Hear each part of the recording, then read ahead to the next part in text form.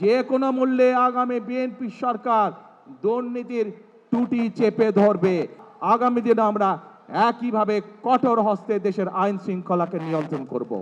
এখন প্রিয় ভাই বোনেরা, যত পরিকল্পনা বলেছি আমি আপনাদের সামনে সংক্ষেপে, এই পরিকল্পনাগুলো যদি বাস্তবায়ন করতে হয় আমাদেরকে অবশ্যই দুটো বিষয় নজর দিতে হবে। একটু শুনেন, যারা স্লোগান দিচ্ছেন একটু শুনেন, দলের নেতাকর্মী যারা স্লোগান দিচ্ছেন দয়া করে আমার কথাটা শুনেন। আমরা যত পরিকল্পনাই গ্রহণ করি না কেন, এই পরিকল্পনাগুলো বাস্তবায়ন করতে হলে অবশ্যই আমাদেরকে দুটো বিষয় খুব কড়াকড়িভাবে নজর দিতে হবে। কারণ এই দুটো বিষয় বাংলাদেশের জনগণকে তাদের প্রাপ্য অধিকার থেকে বিগত দিনগুলোতে বঞ্চিত করেছে। এবং অতীতে বিএনপি যতবার দেশ পরিচালনা করেছে, বিএনপি প্রমাণ করে দেখিয়েছে যে এই দুটো বিষয় একমাত্র বিএনপি সফলভাবে করতে পারে কাজ। কি সেই বিষয় দুটো? সেই বিষয় দুটো হচ্ছে, এক, মানুষের নিরাপত্তা, যাতে করে মানুষ নিরাপদে চলাফেরা করতে পারে, ব্যবসা বাণিজ্য চাকরি বাকরি সব করতে পারে।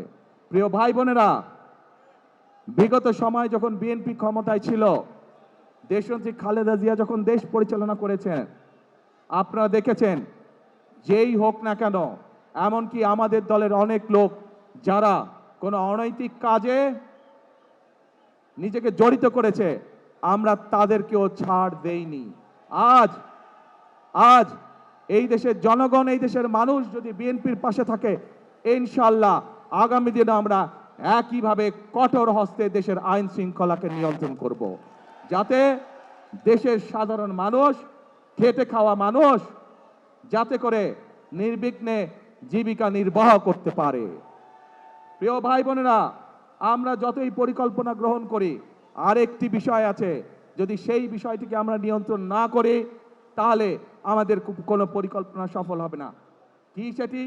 সেই বিষয়টাও বিএনপি অতীতে প্রমাণ করেছে একমাত্র বিএনপির পক্ষেই সম্ভব সেই বিষয়টিকে নিয়ন্ত্রণ করা, এবং সেটি হলো দুর্নীতি। যে কোনো মূল্যে আগামী বিএনপি সরকার দুর্নীতির টুটি চেপে ধরবে। এই দুটি হচ্ছে আমাদের কমিটমেন্ট এই দেশের মানুষের কাছে।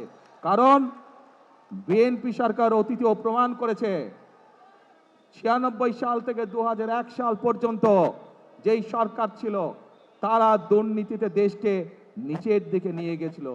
2001 সালে যখন দেশনেত্রী খালেদা জিয়া আপনাদের রায়ে দেশের দায়িত্ব পান, তখন ধীরে ধীরে ধীরে দেশনেত্রী খালেদা জিয়া দুর্নীতির করাল গ্রাস থেকে দেশকে বের করে নিয়ে এসেছেন। কাজে প্রমাণ হয়েছে, দেশের আইন শৃঙ্খলাই হোক, আইন সবার জন্য সমান। অপরাধের পরিচয় কোনো দল দিয়ে নয়, অপরাধীর পরিচয় সে আইনের দৃষ্টিতে অপরাধী, এবং অপরাধী যেই হোক তার বিরুদ্ধে দেশের আইন অনুযায়ী ব্যবস্থা হবে।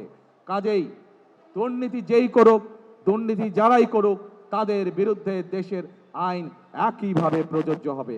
কাজেই পরিষ্কারভাবে আজকে আমি আপনাদের সহ এখানে হাজার লক্ষ মানুষের সামনে পরিষ্কারভাবে বলে দিতে চাই, আমরা যেসব পরিকল্পনা গ্রহণ করেছি, সেই সব পরিকল্পনার মধ্যে কেউ যদি আইন শৃঙ্খলা ভঙ্গ করে বা দুর্নীতির মাধ্যমে সেগুলিকে বাধাগ্রস্ত করেন, তাদেরকে কোনো ছাড় আমরা দেব না ইনশাআল্লাহ।